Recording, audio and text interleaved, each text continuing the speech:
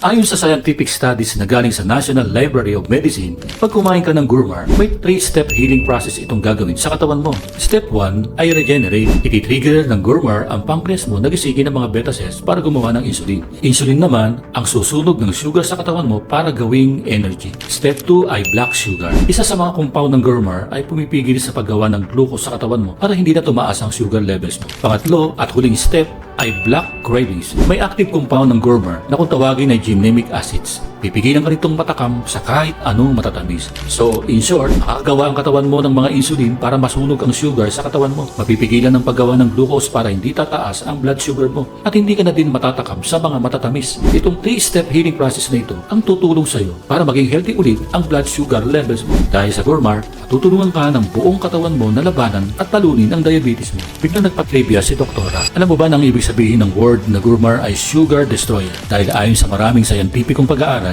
Gourmar plant ang pinaka-epektibong pangkontrol ng blood sugar panlaban sa diabetes sa buong mundo. Kaya pala yun ang nire-recommend ni Doktora sa lahat ng mga pasyente niya na mataas ang sugar o diabetic. At lahat ng naging pasyente niya bumuti ang pakiramdam. Bumaba ang sugar level at na-reverse ang kanilang diabetes. Ang galing pala ng Gourmar the sugar destroyer. Sabi ko, sunod na tanong ko, bakit konti lang ang nakakaalam nito?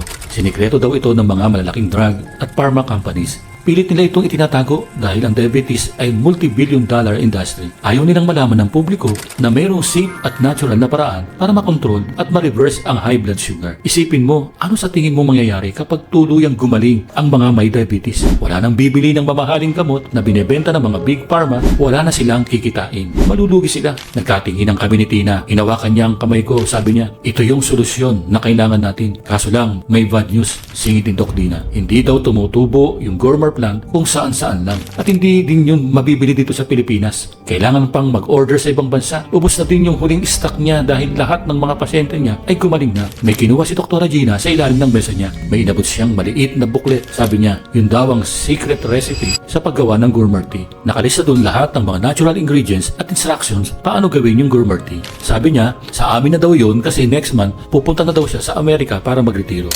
Salamat kami ng lubos kay Dr. Gina. Pag-uwi sa bahay, nagpatulong agad ako sa anak ko. Hinanap na namin sa internet lahat ng mga ingredients. Nahirapan kami. Sa ibang bansa pa talaga pwedeng mag-order. Medyo napagastos din ako pero after ng isang buwan, dumating na yung mga ingredients. Sinundan namin yung recipe. Hindi siya madaling gawin. Kailangan tikdiking maigi yung mga dahon. Dapat sakto din yung timbang ng mga ingredients bago paghalu-haluin. Tapos kailangan yung inumin sa gabi bago kumain. Unang higop ko sa Gourmar tea, muntik akong maduwal. Napakapait pala ng lasa. Pero nilunok ko na lang. Gusto ko kasing gumaling.